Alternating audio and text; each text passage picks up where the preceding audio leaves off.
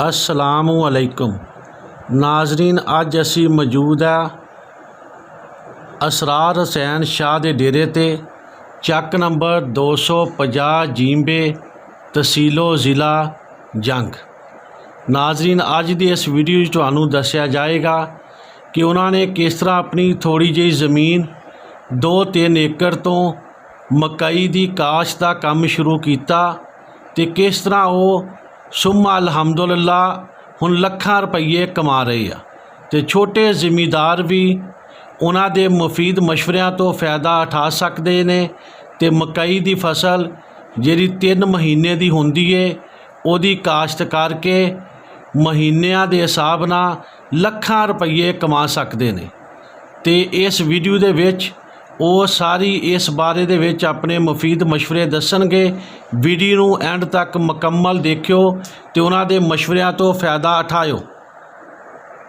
आओ नाजरीन, चलते अपनी वीडियो की तरफ तो उन्होंने इंटरव्यू करते आ।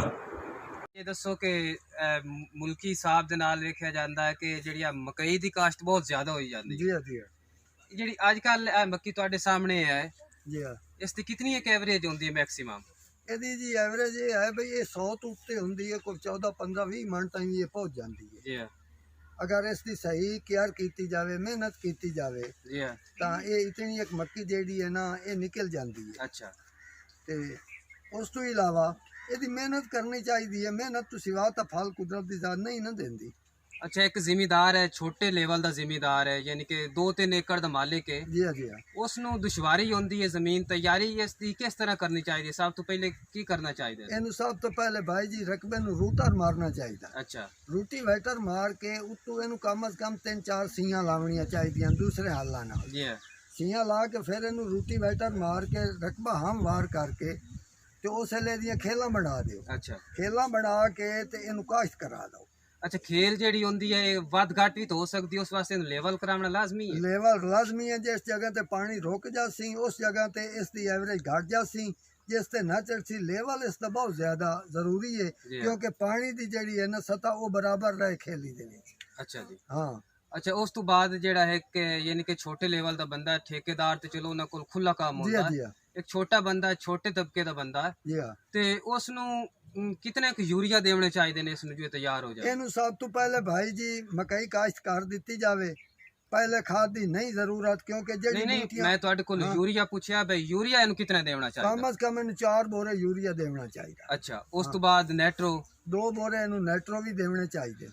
ते जदों जमीन तैयार हो जाती है जी हाँ। सब तो पहले यानी कि मक्की जड़ी पौधा उसका उगे आंदा है, हाँ जी हाँ जी। सब तो पहले उसनू करना की चाहिए? उन्होंने खाद देनी चाहिए, स्प्रे करना चाहिए, केड़ा स्प्रे करना भाई जी खाद नहीं देनी चाहिए, उन्होंने कीड़ी मार स्प्रे करना चाहिए क्योंकि वो जेड़ा है पौधा वो तंदुरुस्त होवे ते उस बढ़ोतरी करनी है। अच्छा, पहले उन्होंने कीड़ी वाला स्प्रे करना चाहिए, उस तो बाद जदों तकरीबन 2-2 इंच का हेठली पासे जड़ी बूटियां हो गई उस टाइम उन्होंने वो स्प्रे जड़ी बूटियां वाला करना चाहिए। अच्छा, क्योंकि जड़ी बूटी भी खत्म हो गई तो बीमारी ओदी कीड़ी वगैरह भी खत्म हो गया, उस टाइम वो पौधा जेड़ा वो बढ़ोतरी उस वेले खाद शुरू कर दी, यूरिया नाइट्रो पा दी, अच्छा, फ्लड कर दी पानी दे मिला के। अच्छा, उस तो बाद यूरिया शुरू कर दी क्योंकि पौधा जेड़ा वो बढ़ोतरी शुरू कर देवे ते उसका जेड़ा है नशमो नुमा ठीक हो जाए।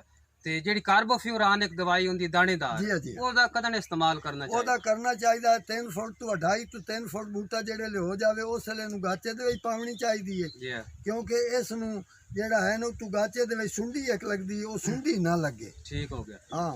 अच्छा, तो इस तो बाद एक जनरल जी गल है हुण असीं तां कि भी फलाना खर्च हो गया फलाना खर्च हो गया, लेकिन सानू इतना एस्टीमेट ला के दस दिओ कि इसकी जिहड़ी फसल है 3 महीने की फसल होंदी है, इन्हां 3 महीनों दे विच इहदा खर्चा कितना मैक्सिमम? ਇਹਦਾ 3 ਮਹੀਨਿਆਂ ਦੇ ਵਿੱਚ ਜੀ ਅਗਰ ਠੇਕਾ ਪਾਇਆ ਜਾਵੇ ਤਾਂ ਖਰਚਾ ਜ਼ਿਆਦਾ ਹੁੰਦਾ, ਜਿਹੜਾ ਛੋਟਾ ਜ਼ਿਮੀਦਾਰ ਹੈ ਉਸ ਦਾ ਰਕਬਾ ਆਪਣਾ ਹੁੰਦਾ ਥੋੜਾ ਬਹੁਤ, ਸਿਰਫ ਜ਼ਮੀਨ ਆਪਣੀ ਤਿਆਰੀ ਤੋਂ ਲੈ ਕੇ ਖਰਚੇ ਤੱਕ 25 ਤੋਂ 30 ਹਜ਼ਾਰ ਰੁਪਈਆ ਇਸ ਦਾ ਖਰਚਾ ਹੈ ਭਾਈ। 25 ਤੋਂ 30 ਹਜ਼ਾਰ। ਤੇ ਇਨਕਮ ਕਿਤਨੀ ਹੈ? ਇਨਕਮ ਇਹਦੀ 1 ਲੱਖ ਤੋਂ ਉੱਤੇ ਹੈ, ਖਰਚਾ ਕੱਢ ਕੇ 80 ਹਜ਼ਾਰ ਰੁਪਇਆ 90 ਹਜ਼ਾਰ ਰੁਪਈਆ ਇਹ ਬਚਤ ਦੇ ਦਿੰਦਾ ਹੈ 1 ਏਕੜ 30 ਏਕੜ ਮਿਹਨਤ ਕਰੀ। ਸਾਲ ਦੇ ਵਿੱਚ ਮੱਕੀਆਂ 2 ਹੁੰਦੀਆਂ ਨੇ, ਸਾਲ ਦੇ ਵਿੱਚ 2 ਮੱਕੀਆਂ ਕਾਸ਼ਤ ਕੀਤੀਆਂ ਜਾਂਦੀਆਂ ਤੇ ਜਿਹੜੀ ਅੱਜ ਕੱਲ ਦੀ ਮੱਕੀ ਹੁਣ ਅੱਜ ਤਿਆਰ ਹੋ ਗਈ ਇਹ ਕਿਹੜੇ ਮੌਸਮ ਵਿੱਚ ਕਾਸ਼ਤ ਕੀਤੀ ਜਾਂਦੀ ਹੈ? ਇਹ ਮਈ ਅਪ੍ਰੈਲ ਵਿੱਚ ਕੀਤੀ ਜਾਂਦੀ ਹੈ ਭਾਈ ਜੀ। ਨਹੀਂ ਜਿਹੜੀ ਹੁਣ ਤਿਆਰ ਹੋ ਗਈ ਆ ਹਾਂ, ਇਹ ਜਨਵਰੀ ਵਿੱਚ ਕਰਨੀ ਹੈ ਫਰਵਰੀ ਵਿੱਚ ਕਰਨੀ ਹੈ? ਜਨਵਰੀ ਤੇ ਫਰਵਰੀ ਦੇ ਪਹਿਲੇ ਹਫਤੇ ਦੇ ਵਿੱਚ, ਜਨਵਰੀ ਦੇ ਆਖਰੀ ਹਫਤੇ ਦੇ ਵਿੱਚ ਇਹਦੀ ਕਾਸ਼ਤ ਸ਼ੁਰੂ ਹੋ ਜਾਂਦੀ ਹੈ। ਐਂਡ ਕਦੋਂ ਕਰਨਾ ਚਾਹੀਦਾ? ਇਹਦਾ ਅਪ੍ਰੈਲ ਤੋਂ ਪਹਿਲੇ ਇਹਨੂੰ ਕਾਸ਼ਤ ਕਰ ਲੈਣਾ ਚਾਹੀਦਾ ਹੈ। ਉਸ ਤੋਂ ਬਾਅਦ ਗੜੀਵੇ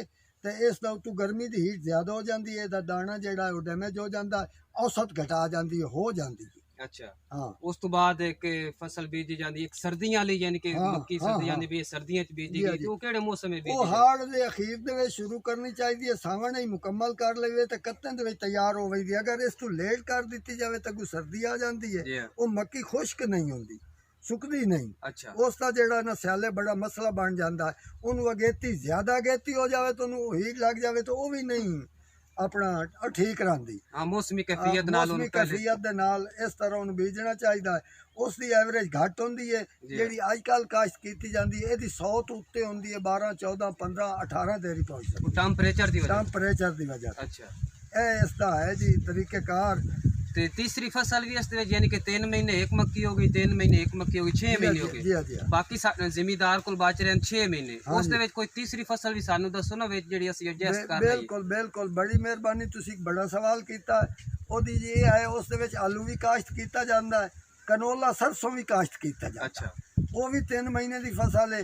ਉਹ ਪੱਟ ਕੇ ਫਿਰ ਇਹ ਮੱਕੀ ਲੱਗ ਸਕਦੀ ਹੈ। ਸਹੀ ਹੈ ਅਗਰ ਸਹੀ ਟਾਈਮ ਨਾਲ ਇਹ ਮੱਕੀ ਹੁਣ ਜਿਸ ਟਾਈਮ ਖਤਮ ਹੋ ਜਾਸੀ ਨਾ, ਜੀ ਜੀ ਉਸ ਟਾਈਮ ਉਹ ਆਪਣਾ ਵਿੱਚ ਕਾਸ਼ਤ ਮੁੜ ਉੱਤੋਂ ਸਰਦੀ ਵਾਲੀ ਗੱਡੀ ਜਾਸੀ। ਜੀ ਹਾਂ। ਸਰਦੀ ਵਾਲੀ ਅਸੂ ਕੱਤੇ ਦੇ ਵਿੱਚ ਖਤਮ ਹੋ ਜਾਸੀ। ਜਦੋਂ ਕੱਤੇ ਹੀ ਖਤਮ ਹੋ ਗਈ, ਕਨੋਲਾ ਵੀ ਬੀਜ ਸਕਦਾ, ਆਲੂ ਵੀ ਬੀਜ ਸਕਦਾ। ਯਾਨੀ ਕਿ ਛੋਟੇ ਜ਼ਿਮੀਦਾਰ ਵਾਸਤੇ ਇੱਕ ਆਲੂ ਦਾ ਬੀਜ ਜ਼ਿਮੀਦਾਰ ਨਹੀਂ ਲਾ ਸਕਦਾ ਤੇ ਉਹਨੂੰ ਕਨੌਲਾ ਬੀਜ ਦੇਣਾ ਉਹਨੂੰ ਚਾਹੀਦਾ। ਸਰਸੋਂ ਕਨੋਲਾ ਬੀਜ ਦੇਣਾ ਚਾਹੀਦਾ, ਕਿਉਂਕਿ ਉਸ ਦਾ ਔਸਤ ਢੇਰ ਹੈ ਤੇ ਬੀਜ ਦਾ ਖਰਚਾ ਕਮ ਹੈ। ਠੀਕ ਹੋ ਗਿਆ, ਬੜੀ ਮਿਹਰਬਾਨੀ ਜਨਾਬ। ਠੀਕ ਹੈ ਜਨਾਬ, ਮਿਹਰਬਾਨੀ। ਠੀਕ ਹੈ ਜੀ।